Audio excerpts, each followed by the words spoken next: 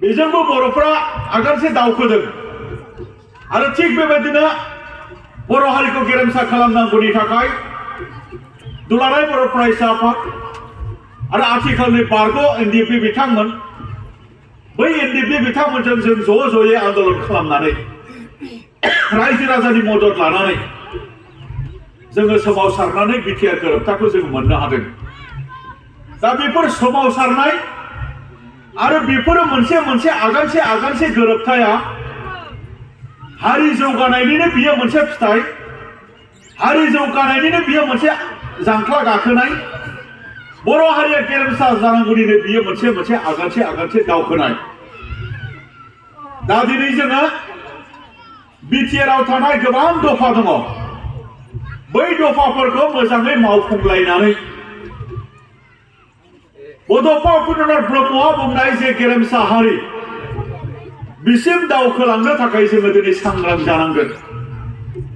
आरो आलादा रायजो मोनहैनांगौनि थाखाय बियो जिहेतु मोनसे आगानसे दावखोनाय। बे गोरोबथाखौ जोङो मोजाङै जोथोन लानानै मोजाङै मावफुंनांगोन। बुंग्राफोरा बुङो गोबां, नाथाय बुंग्रा मानसिफोरा सोंखारिनो थाखायल' बुङो, बिथांमोना दाफामनो थाखाय जेबो बुङा।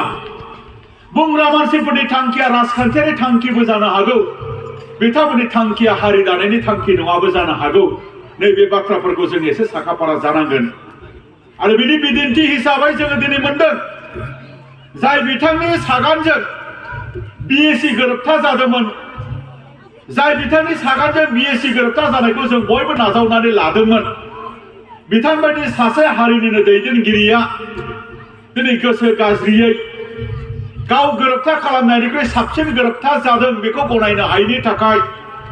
एबसुखौ सोंखारिनानै सोरबा सेक्रेटारिखौ सोंखारिनानै आथिखालनि एबसुनि मानगोनां आफादगिरि दिपेन बर' बिथांखौ सोंखारिनानै बिटिआर गोरोबथाखौ केस होनाय, बिटिआर गोरोबथायाव जेबो गैया होननाय, बिटिआर गोरोबथाखौ खालामनानै एबसुआ बर' हारिखौ फोजोबनायनि खामानि मावबाय, बिटिआर गोरोबथाखौ खालामनानै एबसुआ आलादा रायजो मोननायनि लामाखौ गोथे होबाय होननाय बांसावनायफोरा बेफोरो हिंसा खुरिया मानसिनि बियो राव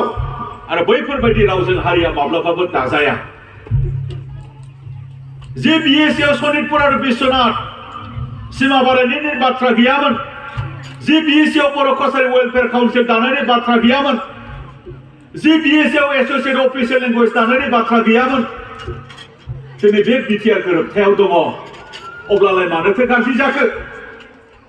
अब्ला सनितपुर बिश्वनाथनि रायजो राजाफोरखौ सरजाबनानै गुवार हालाम 6 शिड्युल बिटिएडिखौ बिटिआर खालामनानै ओनसोल बारायनाया मानो गाज्रि जाखो? ना बिथांमोना बै समाव गोसो जानानै सनितपुर आरो बिश्वनाथखौ बिटिसि गोरोबथायाव गारलांखादोंमोन नामा? जोंनि प्रश्न। गोसो जानानै गारलांखादोंमोन नामा? बै समनि सनितपुर जिल्ला गफुर हालामाव 500निबो बारा मुंख्लं जादों, गासै 1135 जन मुंख्लं जादों। बै मुंख्लंफोरखौ मान होनानै नैबे ओनसोलनि रायजो राजाफोरखौ मान होनानै आरो जोङो दिनै गुवार हालाम बियो मोनसे 6 शिड्युल जानो हायो, कन्टिगुवास जायो, सीमा नांजाबनानै लांनो हायो। बेखौनो नायनानै दुलाराय बर' फरायसा आफाद,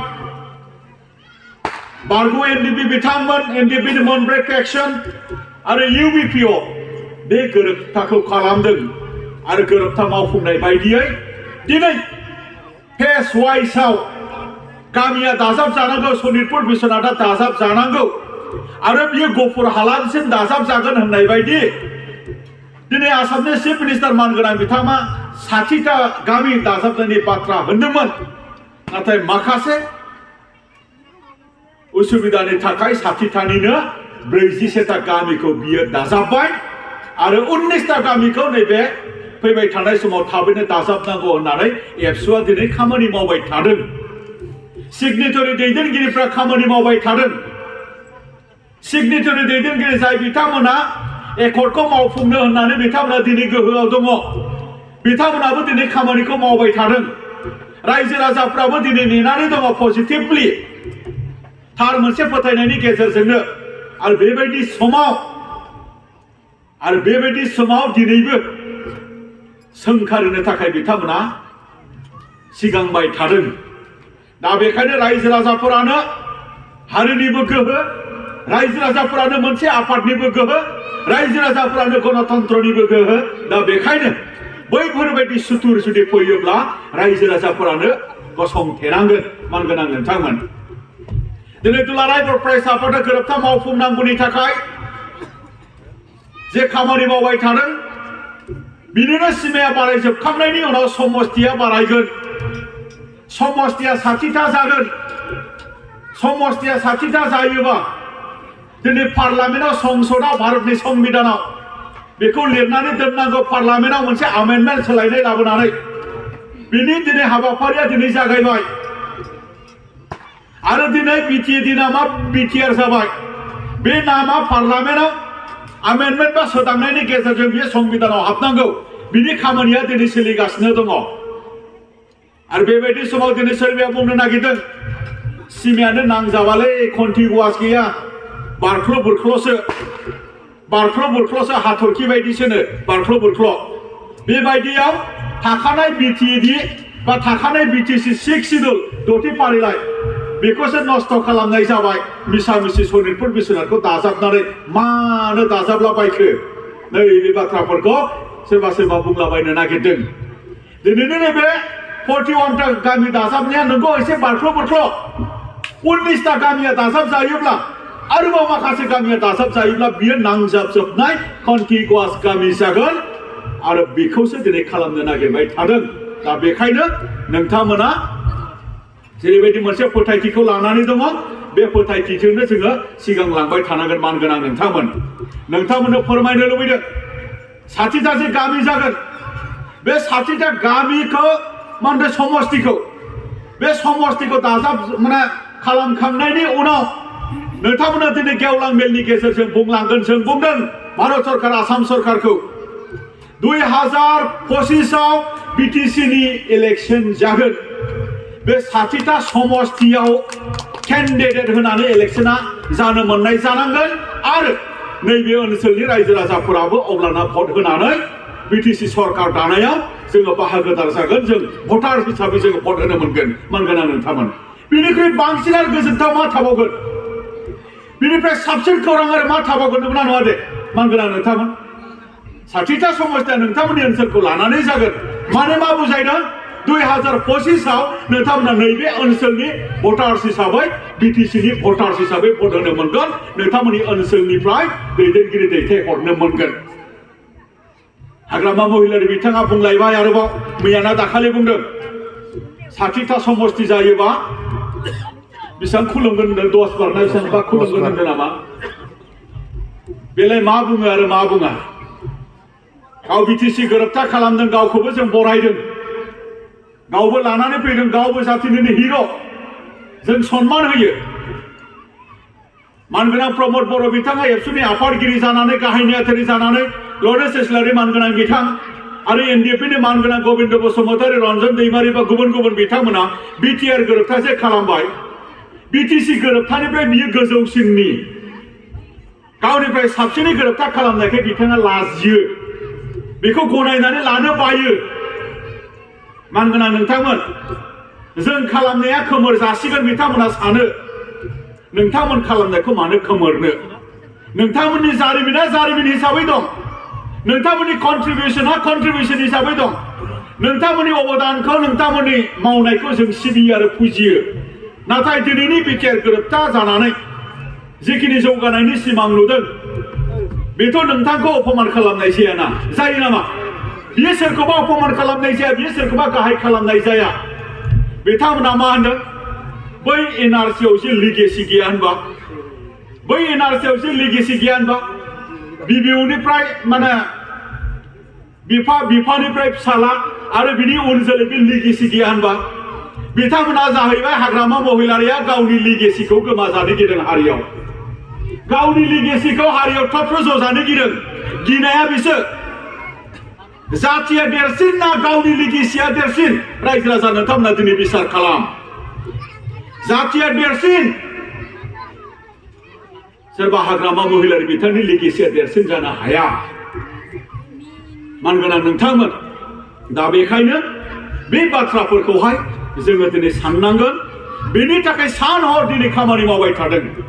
दिनै बे गोरोबथायावनो थानानै दिनै बर' कसारि वेलफेयार काउन्सिल बेखौ दानाय जाबाय बिटिआरनि बाहेरानि गामिफोर दिनै धेमाजि दिनै गलाघाट दिनै मा होनदों दिनै मा होनदों दिनै लखिमपुर गुवाहाटी डिब्रुगड़ बायदि मैया ओनसोल मरिगाव नगाव बेफोरखौ लाजोबनानै दिनै बर' कसारि वेलफेयार काउन्सिल मेहेनेश्वर बसुमतारी मानगोनां बिथाङा दिनै गाहाय खुंगिरि रबि एपि नार्जारी बिथाङा दिनै डेपुटि चिफ बै जायगायावबो इएम दंसै दिनै बै जायगानि बर'फोरनि सोलोंथाइ जौगानायनि रांखान्थि जौगानायनि हारिमु जौगानायनि हा रैखाथि खालामनायनि थाखाय बयबो मोनसे गावखुंथाय मानगोनां नोंथांमोन बेलाय माथो गाज्रि जाखो बियो मानो गाज्रि जाखो दिनै मानो बर' रावा आसामाव बे सरकारि राव जाबाय बे गोरोबथानि गेजेरजों बेखौ मावफुंबाय दिनै आसाम सरकारा बियो मानो गाज्रि जाखो दिनै बर' मिडियाम फरायसालिफोरखौ बेंनो थाखाय सेपारेट डाइरेक्टरेट जों मोनबाय बड'फा उपेन्द्र ब्रह्मनि सोमावसारनायनि समनिफ्रायनो जोंनि बर' मिडियामनि फरायसालिफोरखौ बेंनो थाखाय सेपारेट डाइरेक्टरेट फर बर' मिडियाम होननाय दाबि दङमोन 92 चार्टार अफ डिमान्डआव दिनै बेखौ जोङो दिनै मोनदों आरो बेबायदिनो जोंहा मा होनदों क'क्राझाराव music and fine arts college बेखौ दिनै सरकारिकरन खालामबाय आरो दिनै बारग' एनडिपि बिथांमोना दिनै हाग्रायाव थानानै बिथांमोना दिनै मोनसे सोमावसारनायनि गोबाव समाव बिथांमोना न'आव थानो मोनाखै मोनसे गोरोबथा खालामखांनायनि उनाव बिथांमोना दिनै सिभिल जाबाय बा बिथांमोना साधारन सुबुं जाबाय न'खर जानांसिगौ न'खर दैदेननांसिगौ बेनि थाखाय बिथांमोननो 4 लाख रां खरि जिखिनि रिहेबिलिटेसन होनानै बिथांमोननि जिउ मोनफिननायनि बा बिथांमोननि न'खर इयुन सोलिलांनायनि थाखाय जि बेबस्था गोरोबथानि गेजेरजों बियो दिनै मा होनदों 4,209 एक्स एनडिएफबि बिबानगिरिफोरनो बेखौ गथायबाय होननानै जोङो दिनै मिथिदों आरो बियो सैथो आरो दा बेसेबां दंबावो होनोबा 678 बारग' एनडिएफबि बिथांमोना रिहेबिलिटेसन मोननो बाखि दंबावो आरो बेबो थाग थियारि जानानै दङ बेखौ जोंनो फोरमायदों मानगोनां नोंथांमोन दा बेखायनो जेबो मावफुंजायाखै बे दफायाव थानायफोरा गोरोबथानि मोनसेबो दफाया मावफुंजायाखै बे नङा आरो दिनै नायदो जोंहा बारग' एनडिएफबि बिथांमोना गोबां केस दं जोंनि हिसाबाव 2117 केस दं बारग' एनडिएफबि बिथांमोननि बे 2117 केसाव दिनै मा होनदों 263 दिनै केसा दिनै उइथड्र जाबाय आरो दिनै जोब्बाय बेनि गेजेरावनो गोबां केस दंबावो बेनि गेजेरावनो माखासे जेलाव दंबावो बेनि गेजेरावनो रन्जन दैमारि मानगोनां बिथाङाबो दङ दा बिथांमोनखौ बख'नांगौ आरो बिथांमोननि केसा जोबनांगौ बेनि थाखाय दिनै सेक्रेटारि अर्गानाइजेसनफोरा दिनै जोङो ज' खामानि मावबाय थादों रन्जन दैमारिनि केसा गुवाहाटी हाइकर्टआव जाला बेखौ सुप्रिम कर्टआव केस गेलेनानै बोरै बख'नो हायो दिनै सिबिआइ कर्टनि मोनसे मददनि गेजेरजों बा सरकारनि मोनसे मददनि गेजेरजों बिथांखौ बोरै बख'नो हायो दिनै दुलाराय बर' फरायसा आफाद आरो बारग' एनडिएफबि दैदेनगिरि बिथांमोना ज'यै जोङो सावरायलायनानै बिथांमोननि थाखाय जोङो दिनै खामानि मावबाय थादों आरो दिनै जोंहा मुंख्लं जानाय न'खरफोरनो 5 लाख रां खरियै मा होनदों एक्स ग्रेसिया होनांगौ दिनै जोङो बिटिआर गोरोबथा जाखांनायनि उनाव दासिमाव बिटिआर गोरोबथा जाखांनायनि उनाव 201 न'खरनो दिनै 5 लाख रां खरि एक्स ग्रेसिया दिनै होबाय बे गोरोबथा बायदियै आरो दा मा होनदों 391 न'खरनो एक्स ग्रेसिया होनो थाखाय बियो थाग थियारि जानानै दङ होनबा टटेल बेसेबां होनो थांगासिनो दङ होखांनाय 201 जों आरो होनो थाखाय थाग थियारि जानानै थानायजों 592 बोसोरथामनि गेजेराव एक्स ग्रेसिया न'खरनो 5 लाख रां खरि होनायनि थाखाय दिनै खामानि मावनो हाबाय बे बाथ्राया सैथो बेवहाय नोंथांमोननो सैथो बाथ्रा मोनसे खिन्थाबावनो लुबैदों 2626 ABSUनि 6 बोसोरनि 1135 मुंख्लं आरो BLTनि समनि मुंख्लं गासै 2626 मुंख्लं 17 बोसोराव हाग्रामा महिलारि बिथाङा 2626 मुंख्लं नखरनि गेजेराव खालिबोला 300नि एसे बारा बिथांमोना एक्स ग्रेसिया मुंख्लं नखरनो रां गथायनो हादोंमोन गोनां नोंथांमोन आरो बेबायदि मानसियानो दिनै बिटिआर गोरोबथाखौ सोंखारिनो ओंखारबाय थादोंमोन गोनां नोंथांमोन 17 बोसोर समाय मोन्दोंमोन बिथाङा 17 बोसोराव 300नि एसेल' बारा 328 ना बेसेबांबा नखरनोल' बिथांमोना एक्स ग्रेसिया गथायदों बिटिआर गोरोबथा जाखांनायनि उनाव 592 नखरा एक्स ग्रेसिया मोननो थांगासिनो दं बिनि गेजेरावनो 201 मोनखांबाय गोनां नोंथांमोन दा बेखायनो मोनसे गोरोबथाखौ मावफुंनांगौनि थाखाय जोङो दिनै नैबे 3 बोसोराव जेरैबायदि जोङो मावफुंनो हादों खुनु गोरोबथा नोंथांमोना स्टाडि खालाम बेवहाय जोंनि सारमोन दङ जोंनि आफादफोर दङ बेवहाय जोंनि रायजो राजाफोर नोंथांमोन दङ बेवहाय लिरगिरि बिथांमोन दङ बेवहाय जोंनि फरायसाफोर दङ नोंथांमोनखौ आं दिनै खावलायलांगोन नर्थ इस्टआव जेसेबां स्टेटफोरनि जेसेबां संगठनफोरनि गोरोबथा जालांदों इभेन बिटिसि गोरोबथा बेखौबो सरजाबफानानै नोंथांमोना स्टाडि खालामबा मोनगोन जे बिटिआर गोरोबथाया 3 बोसोराव जेरैबायदि गोख्रै मावफुंजादों खुनु गोरोबथाया बेबायदि गोख्रै मावफुंजायाखै मानगोनां नोंथांमोन इभेन दिनै मा होनदों आसाम एकर्ड आसाम गोरोबथा बे आसाम गोरोबथाया 1985 आव जादों बे आसाम गोरोबथानि दफाफोराबो दिनैसिमबो मावफुंजायाखै बिदि होननानै जोंनियाबो लासै जानायाव एबसुआ दुखु मोननाय गैया रागा जोंनाय गैया खुद्रिनाय गैया बे नङा जों खुद्रिदों सानफ्रोमबोनि दिनैनि साना जोंना एकर्ड इमप्लिमेन्टेसन मावनायनि थाखाय सान आरो साननाय आरो मावनाय मानगोनां नोंथांमोन दा बेवहायनो 2003 आव बिटिसि गोरोबथा जादोंमोन गासै 39 डिपार्टमेन्ट 39 डिपार्टमेन्टनि गेजेराव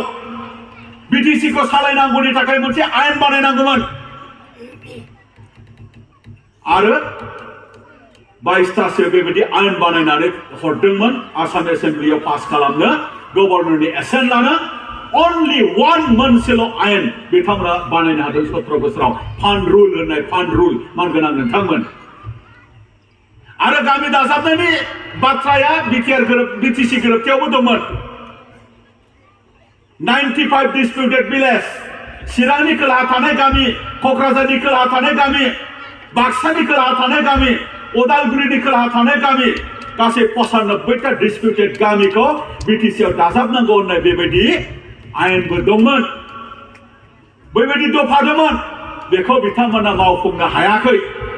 मुंख्लं नखरनो बिथांमोना एक्सग्रेसिया होजोबनो हायाखै केसफोरा जोबजोबाखै आरो गिदिरथार बिथांमोननि मावनो फैलार जानाया जाहैबाय कार्बि आंलंनि बर'फोरनि हाजारै एसटि जानांगौ बिटिसि गोरोबथायाव दंमोन बेखौ बिथांमोना जेबो खालामनो हायाखै दा अब्ला बिथांमोना नैबे गोरोबथाखौ जेबायदि गोख्रैथियाव मावफुंजादों बेखौ सोंखारिनो थाखाय बिथांमोना एथबां बेबायदि राइट्स गैया मानगोनां नोंथांमोन आरो जे गोरोबथायाव गावनो सागान होदों हाग्रामा महिलारि बिथाङा नोंथांमोना नायबानो जाबाय बिटिआर गोरोबथायाव हाग्रामा महिलारि बिथाङाबो साक्षी जामिन हिसाबै उइटनेस हिसाबै बिथाङाबो सुहि होदों अब्ला बिथाङा बे गोरोबथाखौ सोंखारिनो थाखाय बेहा जेबो मोन्थाय गैया दा बेखायनो बेखिनि बाथ्राखौ बुंदों आरो बे गोरोबथानि गेजेरजों दिनै जोङो मा होनदों बारग' एनडिएफबि बिथांमोननो आर्मि पुलिस मिलिटारियाव सोसननांगौनि थाखाय बिथांमोननो आर्मि पुलिस मिलिटारियाव आसाम पुलिसाव आर्मियाव नङा सिआरपियाव नङा आसाम पुलिसाव मा होनदों 2% बेबायदि रिजार्भेसन 2% बिथांमोननि थाखाय थिनाय बेखौ दिनै आसाम सरकारा गनायथि होबाय मानगोनां नोंथांमोन दा बे गोरोबथानि गेजेरजों जोङो स्कुल कलेज प्रभिन्सियेलाइज खालामनांगौ बे गोरोबथानि गेजेरजों आयेन थासेयावबो जोङो हा पाट्टाखौ मोनजोबनो हायाखै बे गोरोबथानि गेजेरजों जोङो मोनफुंनायनि थाखाय दिनै खामानि मावबाय थादों बेसे गोबाव जाखो सनितपुर आरो बिश्वनाथनि रायजो राजाफोरनि फरेस्ट डिलार्स एक्ट एफआरए बायदियै हा पाट्टा मोननांगौनि थाखाय जुजिनाया नाथाय बिटिआर गोरोबथानि सिगां जों मोनाखै होनबाबो भुल जाया बिटिआर गोरोबथानि उनाव दुलाराय बर' फरायसा आफादा नोंथांमोननि मददजों आरो दुलाराय बर' फरायसा आफाद आरो रायजो राजानो कमिटमेन्ट होनानै जाय बिथांमोना दिनै गोहोआव दङ बिथांमोनाबो खामानि मावनायनि गेजेरजों दिनै सनितपुराव दिनै 1900नि एसे बारा 2000नि एसे खम गासै 1933 नखरा दिनै मा होनदों हा एन्टाइटेलमेन्ट मोनदों हा एन्टाइटेलमेन्ट मोनदों दिनै सनितपुराव बिश्वनाथ जिल्लायावबो मोनदों आरो दिनै जोंहा आद्रा दंबावो 17,000 पेज नैबे 17,000 पेज नखरनो थाबैनो नैबे एमपि इलेक्शननि सिगांनो नोंथांमोना बे हा पाट्टाफोरखौ मोनजोबो बेनि थाखाय खायदा कौशल लानानै जोङो दिनै खामानि मावबाय थादों दा बेखायनो बेफोरनि थाखाय नोंथांमोना जेरैबायदि जोंखौ मदद होबाय नोंथांमोननो जोङो साबायखर होदों दा दिनै जोंहा आरो नोंथांमोननि नैबे ओनसोलावनो स्कुल प्रभिन्सियेलाइज खालामनांगौ कलेज प्रभिन्सियेलाइज खालामनांगौ बेनि थाखाय खामानि मावबाय थादों बिनिनो दिनै मा होनदों 70 numbers of ACS school 17 numbers of ACS school सनितपुरनिनो मानोना बिश्वनाथनिथ' गैया बहाय सनितपुरनिनो बेखौ स्पेसियेलि सानै फोरोंगिरि पस्टनि पस्ट क्रिएट खालामनायनि गेजेरजों आसाम सरकारा थाबैनो प्रभिन्सियेलाइज खालामनो थाखाय जोंनो खोथा होदों मानगोनां नोंथांमोन बेनिफ्राय आरो बांसिन माथो खौरां नांगौ बेनिफ्राय बांसिन आरो माथो गोजोनथाव खौरां दङ जोंनि फरायसाफोरा फरायनो मोननांगोन जोंनि फरायसाफोरा इयुन जोलै जोंनि फरायसाफोरा न'खर जागोन जोंनि फरायसाफोरा गामि दागोन जोंनि फरायसाफोरा हारिनि जौगानायनि थाखाय खामानि मावगोन दा बेखायनो बेयो जोंनि थाखाय मोजां खौरां आरो दिनै जों 100 स्कुलखौ हायर सेकेन्डारि आपग्रेडेसन खालामनायनि बाथ्रा बेखौबो दिनै खालामदों आरो बेबायदिनो 50टा मडेल स्कुल खालामनायनि बाथ्रा बेखौबो दिनै जों आसाम सरकारजों रायलायबाय थादों आरो दिनै मा होनदों बिटिआर ओनसोलाव 10 डिग्री कलेजखौहाय प्रभिन्सियेलाइज खालामग्रोनांगौनि थाखाय दिनै बिटिसि सरकाराबो खामानि मावबाय थादों होननानै जों मिथिदों दा जों बुंदों थाबैनो बेफोरो जानांगौ रायजो राजाफ्रा नेनानै दङ लेखा फरायनो रायजो राजाफ्रा जौगानायखौ नेनानै दङ रायजो राजाफ्रा गोजोन हास्थायसुला दा बेखायनो बेफोरबायदि खामानिफोरखौ थाबै मावनानै जोंनि बिटिआर सरकारा आरो दिनै मा होनदों जोंनि आसाम सरकार आरो भारत सरकारा जोंनि जौगानायनि बाथ्राफोरखौ साननांगोन आरो बेयो दिनै रोखा जाफैबाय नैबेयो दिनै उदालगुरि जिल्लाजों दाजाबजानाय लोगो उदालगुरि जिल्लाया थाबैनो नोंथांमोननि उदालगुरि जिल्ला माने उदालगुरि जिल्लानि डिसि उदालगुरि जिल्लानि एसपि उदालगुरि जिल्लानि माखासे कनसार्न डिपार्टमेन्टफोर आइएसफोर नैबे दाजाबजानाय गामिफोरनि एडमिनिस्ट्रेशननि खामानिखौ बिथांमोना थाबैनो जागायनो थांगासिनो दङ आरो जोंनि एबसुआ बेखौ थाबैनो जागायनांगौ होननानै जोङो बुंदों अब्लाना बेखौ बिटिआरनिफ्रायनो क'क्राझारनि सेक्रेटारियेटनिफ्रायनो बेखौ सालायहरनो हानाय जादोंना जायाखै अब्लालाय बोरैथो गामि दाजाबनो नाङा दाजाब जाया एरिया होननायफोरा बहा मानो सिरि थाजोबखो दाखालि नोंथांमोना बिराद रंजाबाय बिथांमोना रंजादोंना रंजायाखै नोंथांमोन रंजानायाव हेंथा खालामग्राफ्रा रंजादोंना रंजायाखै हयथ' सिरि दङ खोमा दे हेंथा होफ्रांबाय गिदिंबोफिनदो नङा होनबा लाजिनांगौलाय माथो दं गोरोन्थि बुजिनायाव सोरनिबा मिसगाइडआव सोरनिबा रं इनफरमेसनाव नोंथाङा गोरोन्थि बुंफ्रांबाय बर' हारिया दुलाराय बर' फरायसा आफादा जेब्लायबो खौसेथि थांनो लुबैयो मानो गोजान थादों आरो मानो लाजिदों लाजिनायनि बाथ्रा गैया मानसि हिसाबै मालाबा भुल जायो जों फैबाय थानाय समाव जोङो बे बिटिआर गोरोबथाखौ जोङो मावफुंलांनो जोङो नाजानांगोन आरो मावफुंनायनि गेजेरजों ओनसोलनि जौगानाय ओनसोलनि सोलोंथाइ जौगानाय ओनसोलनि सुबुं सम्पद दानाय बे खामानिखौ जोङो मावनानै लाथारनांगोन नङाब्ला जेबो जानाय नङा आलादा रायजो मोनखांनायनि उनावबो बिटिआर मावफुंजाखांनायनि उनावबो नैबे ओनसोला बिटिसिजों दाजाबजाखांनायनि उनावबो नैबे ओनसोलनि सोलोंथाइया जुदि जौगायाब्ला आबुं जौगानायखौ जों मोननाय नङा लामा दालां जानायानो गुबै आबुं जौगानाय जानो हाया माथावरि बान्दो जानायानो गुबै जौगानाय आरो जेबो माने समायना जौगानाय जानो हाया जेब्ला बे गामियाव लेखा गोरों सुबुं सम्पद आरो मोजां सानग्रा मोजां गियानि मानसि बेवहाय उजिया दा बेखायनो बे फारसे जोङो दिनैनिफ्राय खामानि मावनांसिगौ बे गामिखौ बोरै दाजाबनांगौ बेखौ दुलाराय बर' फरायसा आफादा खामानि मावबाय थादों बे ओनसोलखौ बोरै दाजाबनांगौ माबायदि समाजनि माने खालामनांगौ बेखौ सिगनेटरि दैदेनगिरिफ्रा बेखौ खामानि मावबाय थादों दा बेखायनो बे खामानिखौ गोजौआव हगारनानै दोन बाखि नोंथांमोना जे समाव जे मदद नांगौ बेखौ होबाय थानांगोन आरो नोंथांमोना गामिनि गथ'फोरनि सोलोंथाइनि नोजोर गामिनि समाज बेबस्थानि बाथ्रा वार्क कालचारनि बाथ्रा हारिमु जौगानायनि बाथ्रा आइजो रांखान्थि जौगानायनि बाथ्राफोरखौहाय खामानि मावबाय थानांगोन आरो खौसेथिनि बाथ्रा बेखौ खामानि मावबाय थानांगोन गामियाव जौ जुवानिफ्राय गामिया उदां जानांगोन दिनैनि गामिफोराव मोनसे थांखि फैनांसिगोन जोंनि गामियाव जौ फाना जोंनि गामियाव ड्राग्स जानो मोना जोंनि गामियाव ताश गेलेनो मोना जोंनि गामियाव जुवा गेलेनो मोना बेफोरबायदि थांखिफ्रा गामियाव फैनांसिगोन मानोना दिनैनि बे उन्दै उन्दै फरायसाफोरनो मोजां मोनसे थासारि होथारनांगोन आरो गामियाव मोजां रिजाल्ट सोरबा फरायनानै जुदि जायोब्ला बै गथ'साफोरखौ मोजां मोनसे थुलुंगा होनाय बै गथ'साफोरनो मोजां मोनसे बरायनाय मोजां मोनसे बोसोन आखार होनाय बेबायदि बाथ्राफोरखौहाय जों खालामनांसिगोन आरो नोंथांमोनखौ खावलायलांगोन मोजां जुदि रिजाल्ट जायोब्ला बै गथ'साफोरखौ बरायनायजों लोगोसे गामियाव ओरैबायदि सोलोंथाइनि फान्ड सोलोंथाइनि मोनसे फान्ड एजुकेशन फान्ड जेरै सेल्फ हेल्प ग्रुप दङ दिनै रायजो आफाद दङ दिनै ससाइटि दङ दिनैनिफ्राय नोंथांमोना जुदि जागायनो हायोब्ला गामिनि सोलोंथाइनि फान्ड बेवहाय बोसोराव न'खराव जुदि 100 थाखा दान होनानै बे फान्डखौ जों जुदि दिनैनिफ्राय जागायनो हायोब्ला आरो बे फान्डआव ओरैबायदि मोनसे रुल थागोन जे ओरैबायदि गोरिबथार न'खर गाबोन मेट्रिक पास जानानै एडमिसन लानो हायाब्ला बेनो जों एसे एडमिसननि खामानि लानानै होगोन एडमिसन लाना होगोन गाबोन डक्टर फरायहैनो थाखाय एडमिसननि थाखाय फैसा गैयाब्ला जों एसे मदद हरनो हायो नामा गासैखौबो नङाबाबो बेबायदि माखासे खान्थिफोरखौ गामियाव खालामोब्ला नोंथांमोननि गामियाव नोंथांमोना 10 बोसोरनि उनाव 5 बोसोरनि उनाव 6 बोसोरनि उनाव नोंथांमोननि गामिया बेलेग मोनसे रुप लागोन जौगानायनि मोनसे रुप लागोन दा बेखायनो बै बाथ्राफोरखौ जोङो दिनै सिरियास जानांसिगोन